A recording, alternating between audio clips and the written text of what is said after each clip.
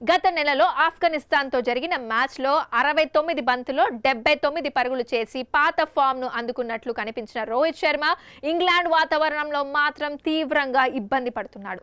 Series ఆరంభ మ్యాచ్లో కేవలం 11 పరుగులకే అవుట్ అయిన రోహిత్ రెండో వన్డేలోనూ పరుగుల కోసం తీవ్రంగా ఆరాటపడ్డాడు. మొత్తం 47 బాల్స్ ఫేస్ చేసి కేవలం ఒక 4 ఒక 6తో 26 పరుగులు మాత్రమే చేసి పెవిలియన్కు చేరాడు. ఒకప్పుడు పవర్ ప్లేలో ప్రత్యర్థి బౌలర్పై విరుచుకుపడే హిట్ మ్యాన్ ఇప్పుడు ఇంత నెమ్మదిగా ఆడటం అభిమానులను విశ్లేషకులను ఆందోళనకు గురి చేస్తోంది. వయసు పైబడటం వల్ల మానసిక ఒత్తిడికి లోనవుతున్నాడా లేదా జట్టులో తన స్థానంపై అభద్రతా భావంతో ఉన్నాడా అనే ప్రశ్నలు తలెత్తుతున్నాయి. రోహిత్ పై అభిమానులకు విపరీతమైన అంచనాలు ఉండడం సహజమని, ఆ ఒత్తిడి వల్లే కొన్నిసార్లు ఇలాంటి లీన్ ప్యాచ్లు వస్తాయని చెప్పాడు. అంతేకాకుండా రాబోయే 2027 వన్డే ప్రపంచ కప్ లో ఆడడానికి రోహిత్ శర్మ 100% అర్హుడని ఆయన గట్టిగా సమర్థించాడు.